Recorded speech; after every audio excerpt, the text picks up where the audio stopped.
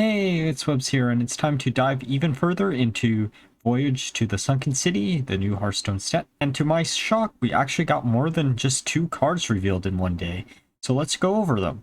The first card revealed is Baba Naga, which is a pun on Baba Yaga. It is a 4-cost neutral minion with 4 attack and 4 HP, which is a Naga, of course, with the battle cry. If you've cast a spell while holding this, deal 3 damage. So this is kind of similar to the Circus Healer or whatever it was called with Corrupt, where it would do damage whenever you played it. It's a little bit worse, though, with Yishari actually rotating out. I don't think Bolnar OTK is actually going to probably work as a fully functional deck, and that's where I would want to put something like this. The next card revealed was another Naga, which is a 3-cost minion named Crush Claw Enforcer with the battle cry. If you've cast a spell while holding this, draw a Naga. It has 3 attack, 4 HP. So this is basically the searcher for all the Nagas within the set that I would have almost wanted to bet you was going to actually exist. Especially once they introduced a new tribe to Hearthstone, it makes those cards a lot more consistent and probably a better chance for a Naga deck to actually come into fruition. Though I do think this card is a little bit too high cost to see that much play.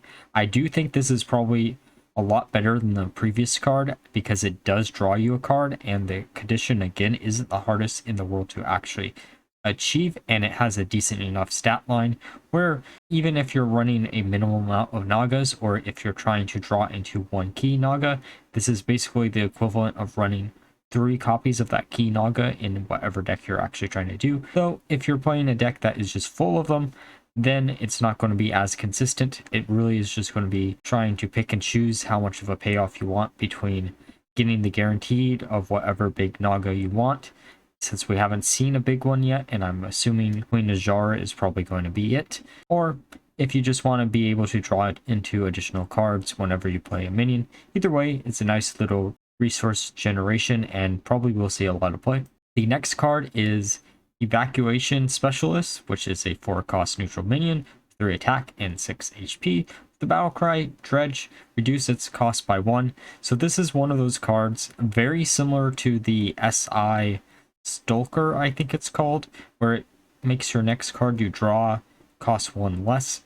Though this is a little bit slower, and if there are more cards that actually put cards at your bottom of the deck, card like this will probably see some type of play. But until we see more of those types of cards, this falls under the same category as some of the other Dredge cards we've seen so far, where it isn't decent enough to see play on its own. You have to be able to have a consistent thing that you actually put at the bottom of the deck for any of these Dredge cards to see play. The next card that got revealed is Piranha Swarmer, which is a 1-cost neutral minion with 1 attack and 1 HP. And it's a beast with rush, and after you summon a Piranha Swarmer, gain 1 attack. So Blizzard actually said that you can actually generate this off of a bunch of cards within the set. So this card probably will see some type of play if there's a consistent way to actually generate enough of these so it can gain a bunch of attack. Though if you use this with the Northshire Farmer, you can actually get 3 3s at a minimum that cost 1, which might actually be really good in Hunter. And overall, I think this is probably one of those cards that might not be a Hunter-only card, but it really is probably just meant for Hunter. It just depends on how many other classes can abuse spawning as many of these as humanly possible. The other cool thing about this card is it actually has different color variants, so it doesn't actually matter what color variant you get, but that is a little neat fact with the card. The next card revealed is Multi-Strike, which is a 1-cost Demon Hunter Fell spell that allows you to attack an additional enemy minion and gain +2 attack on your hero.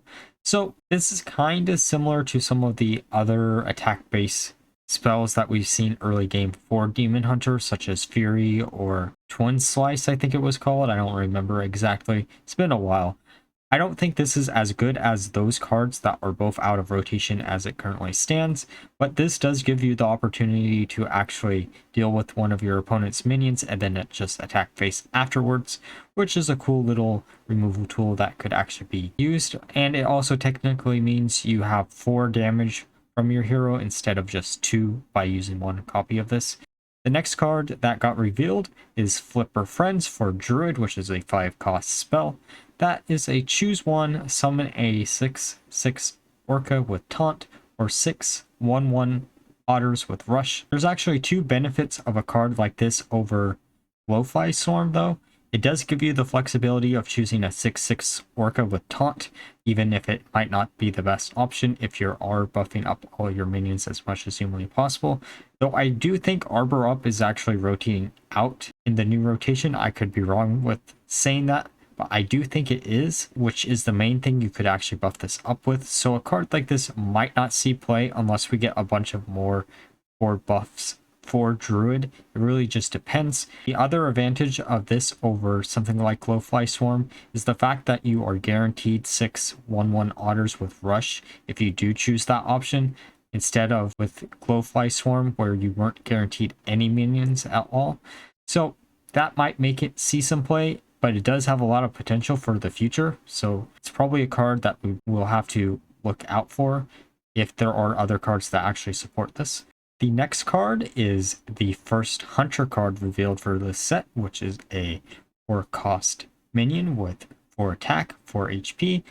The name Twinbow Terrorcoil. It is a Naga and has the battle cry: if you've cast a spell while holding this, your next spell casts twice. So this is actually really easily abusable in like Questline Hunter, which I don't think really needed that much more support. It does have a home already in a pre-existing deck, which is a really good sign. And compared to something like Baba Naga, which was the first card in this video, I think this one will probably see a lot more play. And it makes sense. It is a class card, and it wouldn't make sense for a class card to be worse than a neutral card. So this one is probably really decent, even if we don't get any more new spells for Hunter. I think there are enough damaging spells in Hunter already for this to actually see some play. The first legendary for Hunter actually got revealed also, which is Naz'jan, which is a 2-cost legendary minion with 2 attack, 3 HP.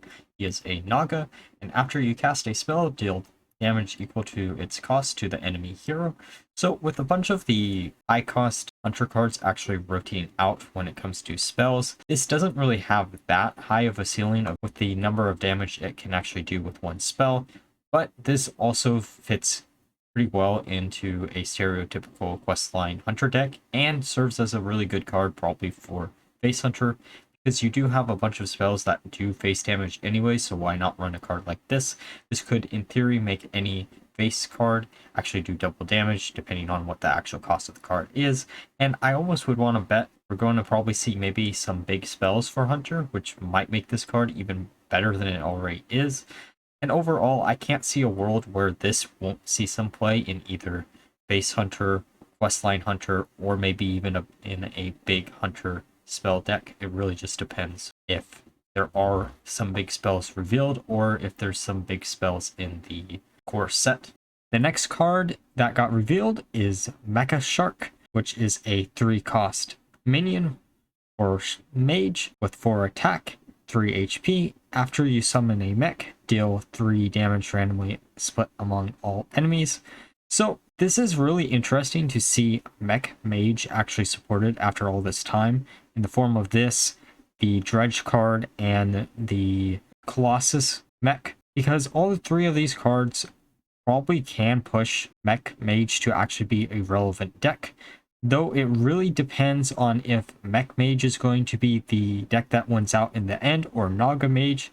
I have a almost sneaking suspicion that Mech Mage will probably be the better deck between the two, because there are a lot of ways to just do a bunch of damage with them.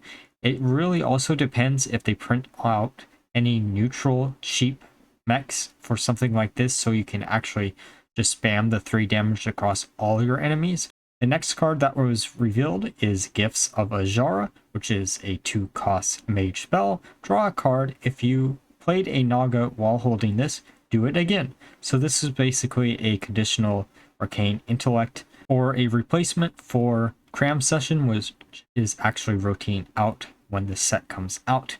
Though, because it can easily be compared to both of those cards, I do think most people are probably going to just keep using Arcane Intellect because it doesn't require you to fulfill any type of condition compared to a card like this.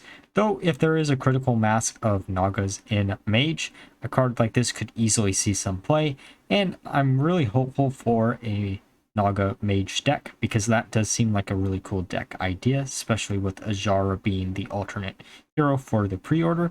But it does look like Mage, weirdly enough, moving away from having no minions in their deck to being mainly minion based, even though that isn't necessarily the stereotypical Mage decks.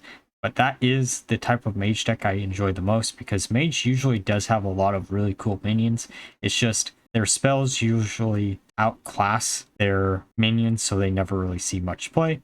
The next card revealed today is Seafloor Savior, which is a 2-cost mech for Paladin with 2 attack and 2 HP. Battlecry, Dredge, if it's a minion, give this minion its attack and health.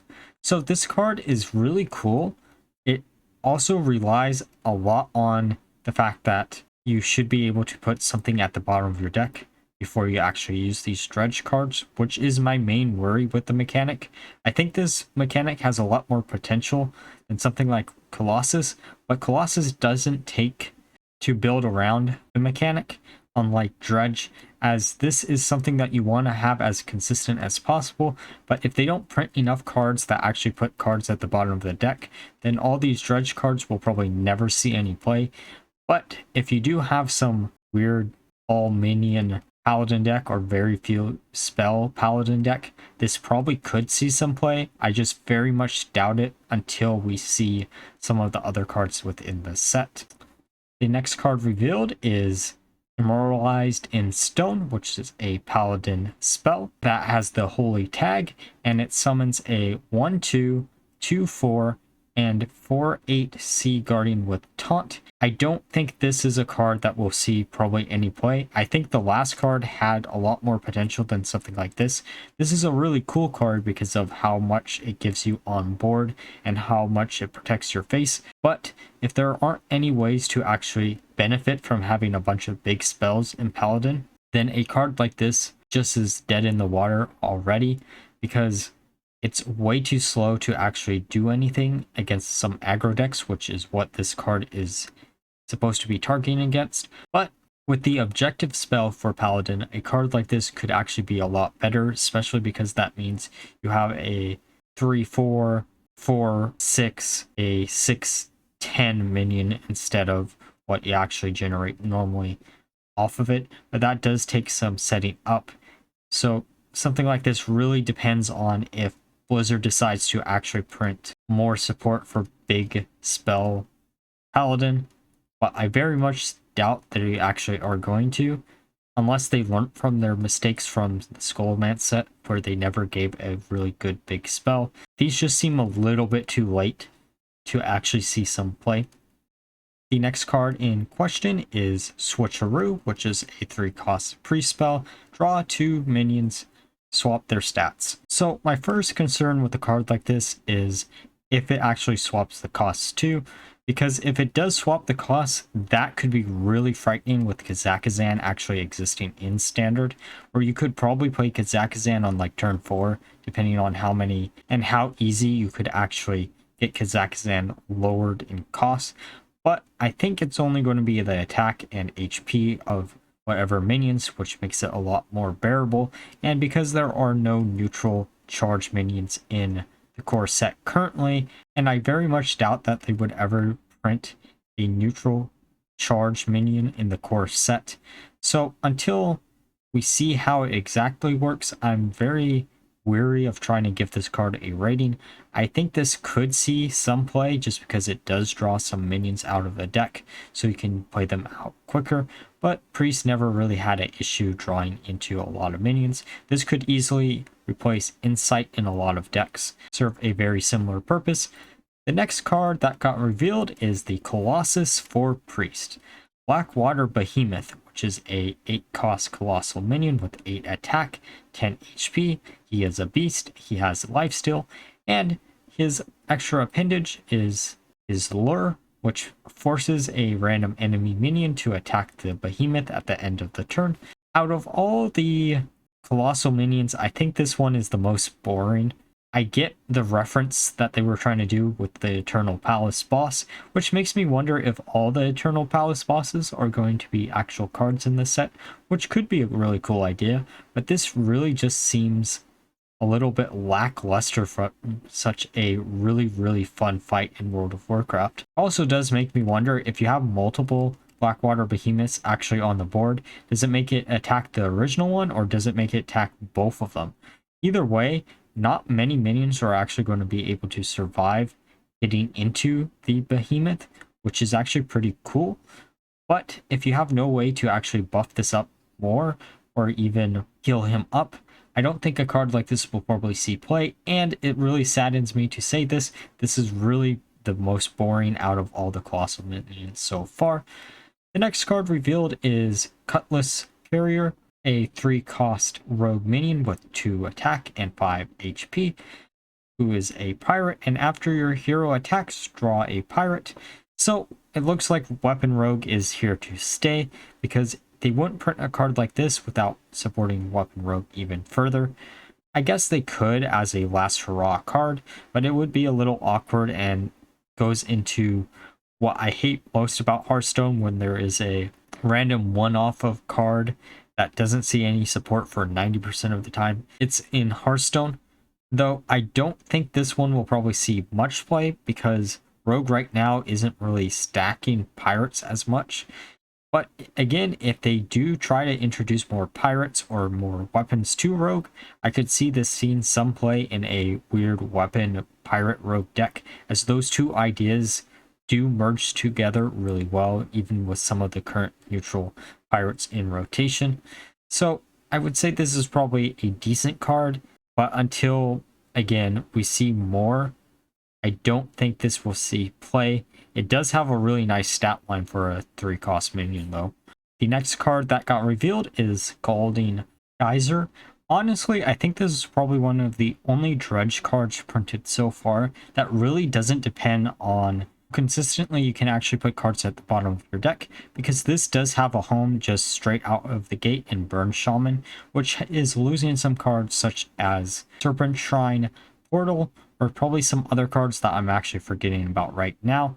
And it does serve as both direct damage that you can do to your opponent's face, along with the possibility of actually drawing a card out of your deck, which is really good for a 1-cost card. It's actually quite insane how much this card does, and it does actually kind of support a Fire Shaman deck, which is something that I really wanted to try to make work in the last set that actually came out, but sadly there hasn't been enough fire spells in Shaman to make something like that work, and I still don't think there is enough to make it work now, but this is a nice step in the right direction to maybe try to make something like that function in the future.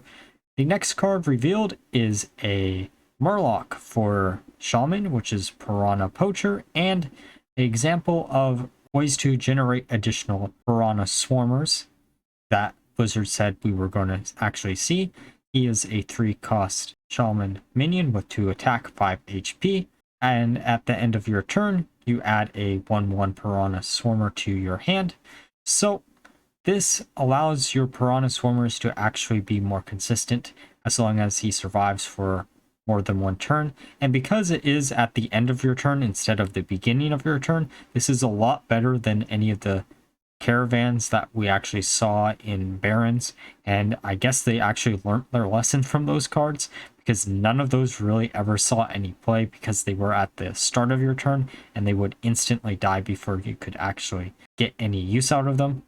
So seeing a card like this makes me really excited, because it is a real nice step in the right direction. Though my one concern is it doesn't technically support Murloc Shaman in any way besides just being a Murloc that you can generate. Since you are adding beasts to your hand instead of additional Murlocs, it isn't giving you more fuel for the Firemancer Fergal, I think it's called, which was a random one-off Murloc in the Baron set that they printed for some weird reason that never made sense, but at least that card finally has seen some support. And I'm really excited to maybe try to make Murloc Shaman work again. Though it is really going to be cool to try to figure out if Murloc Shaman is going to be the go-to deck or Murloc Warlock. Murloc Warlock I'd much rather prefer just because it's a lot more punny and it hasn't been a deck for quite a while. And finally, the last card revealed today is Black Scale Brute, which is a 7 cost warrior minion with 5 attack, 6 HP, taunt, battlecry. If you have a weapon equipped, summon a 5/6 Naga with rush. He is, of course, a Naga. And I just say I'm so glad that there's another warrior deck besides Pirate Warrior actually seeing some support. Even if it is a deck that is having a lot of cards that support it currently rotate out when this set comes out, which is a little bit frustrating because it does seem like a lot of these cards are just off 1 or 2 sets where they would have actually made a lot of difference. So certain decks could have actually became fully functional meta decks. Though with this minion in question, this is a lot of stats for a 7 cost minion. If you can actually survive long enough to actually play a card like this, I do think this will probably see some type of play because the condition on it isn't the hardest in the world to actually fulfill. And it does give you a nice instant resource that you can actually use because the Naga does have rush on it if you can trigger its condition. Alright, that was actually a lot of cards revealed today or yesterday. It really depends on how you look at it. But let me know which ones you're actually looking most forward to down below. And if you enjoyed the video, please leave a like, subscribe, and until next time, bye bye.